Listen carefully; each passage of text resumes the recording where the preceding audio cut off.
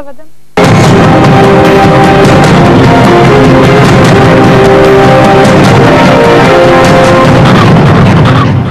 Vestea punerii în libertate acestui inculpat ne-a șocat pe toți, mai ales că noi am auzit din presă. Avocații noștri nu au fost înștiințați, am rămas cu durerea, cu paguba și cu suspinarea asta că se întâmplă în țara asta tot ce e mai rău. Livia Jurcan este în stare de șoc. Femeia nu-și poate închipui cum bărbatul care i-a ucis una dintre fiice și a băgat-o în spital pe cealaltă a fost eliberat. Procesul a durat luni șir, timp în care rezultatele inițiale ale anchetei s-au modificat. Alcoolemia șoferului, dar și viteza la momentul impactului au fost recalculate. Dacă inițial polițiștii au stabilit că Iuliu Chis avea o alcoolemie de 1,2 la mie, după recalculare a fost stabilită la o valoare de 0,6 la mie. Martorii accidentului spun că interlopul avea o viteză de peste 150 de km pe oră, dar polițiștii au stabilit că avea doar 80 de km pe oră.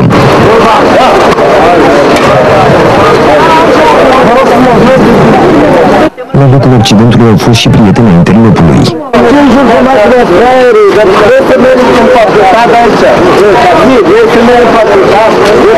Iuliu Chis a părăsit arestul. Va fi cercetat în libertate. Bună ziua! Spuneți-ne cum vă simțiți? Vă rugăm frumos. Un minut, cum vă simțiți? Cum au fost lunile astea? Am început să mă duc acasă, să văd familia. Cum au fost lunile astea? Foarte rău. Îmi pare rău ce se Ați întâmplă. mai avut legătura cu familia victimelor? Păi nu vreau să vorbesc cu mine, dar dacă trebuie să-i ajut, de-aia sunt vrut să lucrez, să câștig niște venite, să-i ajut și pe ei. Ce speranțe să aveți de aici încolo? Nu știu să rămână. Mai am recursul, asta încă nu înseamnă nimic că l-am ieșit. Apărătorul nu este convins că ce s-a întâmplat este normal.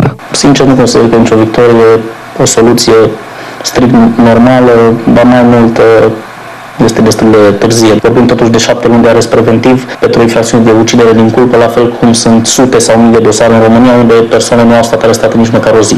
Judecătorul Oradea a dispus condamnarea lui Chis la 3 ani și 4 luni de închisoare cu executare și obligarea acestuia la plata unor despăgubiri morale în valoare de 360.000 de euro către familiile victimelor. Curtea de apel a decis să-l cerceteze în libertate pe Chis până la finalizarea recursului. În luna anul trecut, Iuliu Chis, care s-a aflat la volanul unei mașini de lux, nu a acordat prioritate și s-a izbit frontal de un autoturism în care se aflau 3 tineri, 2 surori gemene și verișoara lor. Una dintre surori a murit, iar celelalte 2 victime au ajuns în spital. Un alt caz cercetat în stare de libertate. Domnule avocat, lămuriți-ne un aspect, vă rog frumos, pentru că e adevărat, așa cum spunea judecătorii, o sentință nu trebuie să dea satisfacție familiilor victimelor. Bun, toate bune și frumoase.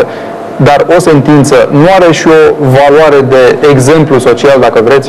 Adică ajunge să spui, n-a prezentat un pericol pentru că ne imaginăm că nu o să se mai suie la volan, sau ne imaginăm că nu o să mai fie teribilist, sau mai știu eu ce. O parte la... Ar trebui să dai acest semnal, totuși? Da, observați chiar acum în cel de-al doilea caz, a fost pus liber după 7 luni, pentru că nu mai prezintă pericol public, sub această cauțiune de 55.000 de euro. Și veți observa că prima condamnare este de 3 ani și 4 luni cu executare. Da. Deci, acest cetățean al României, prezumat deocamdată nevinovat, așteaptă judecarea recursului, care, dacă se va respinge recursul, va rămâne să execute 3 ani și 4 luni de pedeapsă în regim de detenție, urmând să fie suntem într-o lume în care o sentință o compensează pe alta? Adică nu fiecare sentință în sine ar trebui să fie cea corectă? Fiecare sentință, de exemplu, moral dată în raport de probele și respectiv de circumstanțele săvârșirii faptei. Păi și pentru restul sentințelor care l-au ținut în arest preventiv 5 luni de zile au existat argumente? Au existat motive și argumente că el prezenta până la momentul liberării sub această cauțiune suficiente argumente care să ducă la crearea unui pericol în sarcina comunității în care el urmează să fie. Nu mai este un pericol. Și acum, după cele 7 luni de zile, judecătorii au argumentat prin alte motivări că repunerea în libertate până la finalizarea actului de justiție, înseamnă pronunțarea unei hotărâri de condamnare, nu mai afectează comunitatea din care a fost extras.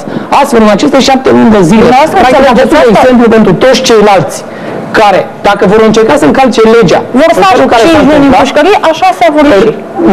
Numai dacă circumstanțele săvârșirii faptei sunt identice cu ale acestui cetățean. Dorin, ne e clar cum la o instanță viziunea asupra lucrurilor e complet diferită de cealaltă instanță? Totuși, da, n-am studiat foarte mult cazuistica din acest domeniu, dar o știu pe aia din fotbalul românesc. O instanță schimbă total, întoarce la 180 de grade deciziile alte instanțe. Bun, asta în condițiile în care nu apar, să spunem, elemente noi în ancheta propriu-zisă. Că n-au ce elemente noi să apară după mintea mea și după logica mea de simplu șofer și de cetățean al acestei țări, chiar și în acest caz, în alea 5 luni cât a stat domnul respectiv în pușcărie.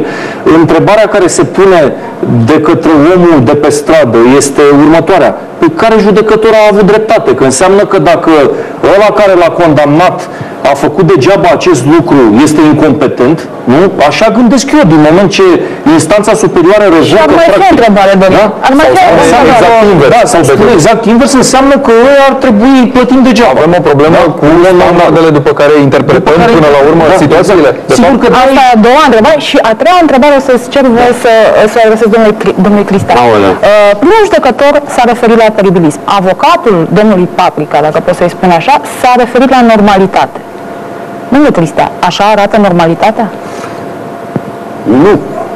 Sau cel puțin nu cred.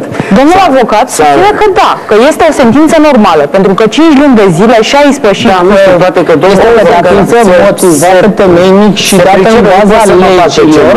Judecătorul nu poate să dea totdeauna o sentință care să fie pe placul comunității, numai de a fi pe placul comunității. Judecătorul aplică legea și în baza probelor administrate poate lua decizia astfel încât să fie în limitele legii. Ați omorât, vorbiți exact ca din carte, pe cuvântul meu, cu greu vă urmăresc. Și să nu înlăturăm faptul că avem o Constituție care înțelege omul de pe stradă din ce spuneți? Omul de pe stradă va înțelege un singur lucru, că atunci când încalcă legea, va primi o pedeapsă. Dacă el este cercetat în stare de arest și foarte multe situații, el la sfârșitul procesului, o secundă, la sfârșitul procesului primește achitare și noi toți ceilalți vom fi obligați să plătim arestul lui preventiv, având această prezumție de nevinovăție. Tocmai de aceea, dați crezare și diferă, asta spun situațiile totuși diferă, nu? De la un caz la altul. Sigur. Asta era și întrebarea acum de în aceeași situație în care nu au intervenit elemente noi, judecătorii au viziuni atât de diferite asupra lucrurilor. În condiții că e un pericol social sau că nu e un pericol social. Viața unui om. Exact. Viața e cel mai scump bun pe care fiecare om avem pe această planetă. Da? Deci nu, este infracțiunea supremă după care legea nu este una pentru toți. Este una pentru toți, dar pedepsele sunt diferite în funcție de afirmațiile făcute. Dacă vorbim de ucidere, avem pedepse de la 10 la 25 de ani.